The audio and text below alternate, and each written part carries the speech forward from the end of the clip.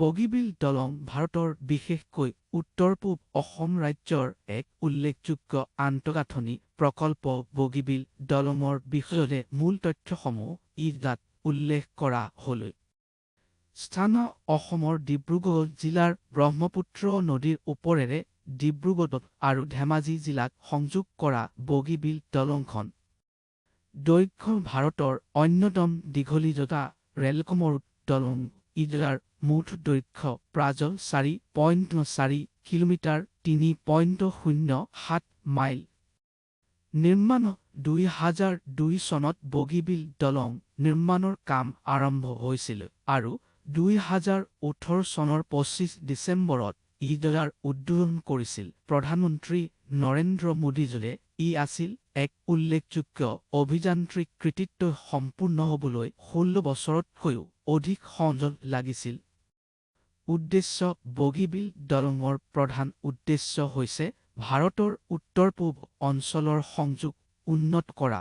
ই ব্ৰহ্মপুত্ৰ নদীৰ উত্তৰ আৰু দক্ষিণ পাৰৰ মাজত এক গুৰুত্বপূৰ্ণ সংযোগ প্ৰদান কৰে, যাৰ ফলত ৰেল আৰু পথ পৰিবহণ দুয়োটাৰে যাত্ৰাৰ সময় আৰু দূৰত্ব হ্ৰাস পায়।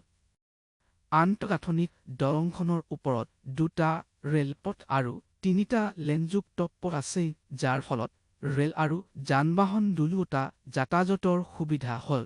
ইয়াক ভূমিকম্পিত কাৰ্যকলাপ আৰু ব্ৰহ্মপুত্ৰ নদীৰ প্ৰবল সোঁত সহ্য কৰিব পৰাকৈ ডিজাইন কৰা হৈছে।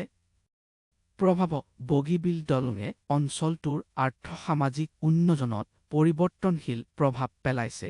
ইয়াৰ ফলত অঞ্চলটোত বাস কৰা লোকসকলৰ বাবে বজাৰ, স্বাস্থ্যসেৱা, শিক্ষা আৰু অন্যান্য অত্যাৱশ্যকীয় সেৱাসমূহৰ সুবিধা উন্নত হৈছে।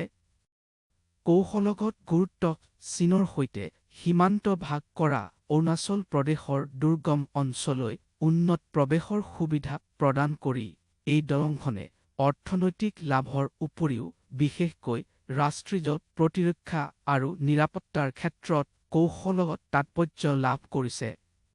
পৰ্যটকৰ আকৰ্ষণ: ইয়াৰ কাৰ্যকৰী তাৎপৰ্যৰ উপৰিও বগীবিল দলংখন পৰ্যটকৰ আকৰ্ষণৰ কেন্দ্ৰবিন্দু হৈ পৰিছে। ইয়াৰ অভিযান্ত্ৰিক আশ্চৰ্য আৰু দৃশ্যতৰ পৰিৱেশক প্ৰশংসা কৰিবলৈ অহা দৰ্শনাৰ্থীসকলক আকৰ্ষণ কৰিছে।